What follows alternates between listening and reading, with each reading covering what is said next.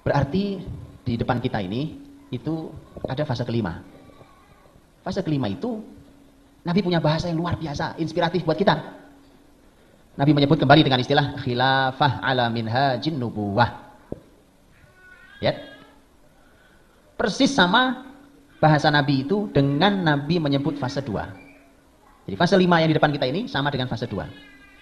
Khilafah ala minhajin nubuwah. Kalau Nabi menyebut dengan bahasa yang sama, ini kan lisan Nabi semua, dan lisan Nabi adalah lisan terbimbing oleh wahyu, maka itu artinya bahwa mari kita samakan. Yuk kita samakan sekarang nih keadaan kita yang diamani Allah untuk menghadirkan fase 5 itu. Yuk sekarang kita samakan kita ini dengan fase 30 tahun yang waktu itu dikendalikan oleh para sahabat mulia Nabi SAW radhiyallahu anhu ajma'in. Kemudian juga generasi setelahnya itu generasi tabi'in yang oleh Nabi masih disebut sebagai khairun nasi qarni tsummal ladina yalunahum tsummal ladina yalunahum. Sebaik-baik manusia adalah generasiku, kemudian generasi setelahnya lagi dan generasi setelahnya. Itu masih generasi yang al-masyhud lahum bil khair. Jadi ada inspirasi besar bahwa ini harus menyesuaikan diri hari ini dengan generasi sahabat dan tabi'in. Baru akan hadir namanya khilafah ala minhajin nubuwah. Kalau makanya saya katakan dengan ini bahasa saya, Pak.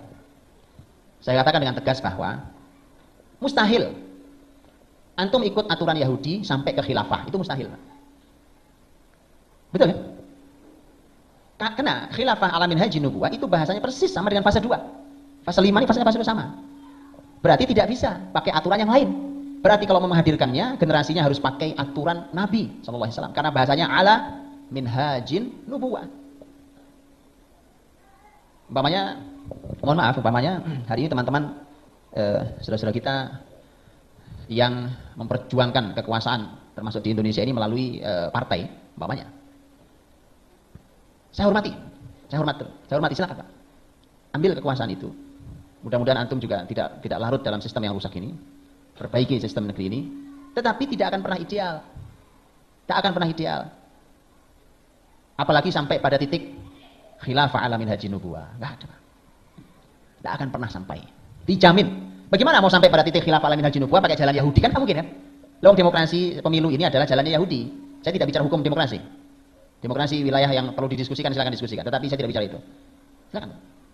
Ya. Ada juga sebuah tesis yang saya kira perlu untuk dibaca. Ini tesis bahkan diujinya di Gaza, negeri jihad, Pak. Di negeri jihad. Ini tesis diuji di Gaza. Karena ditulis di Universitas Islam Gaza. Judulnya adalah ini judul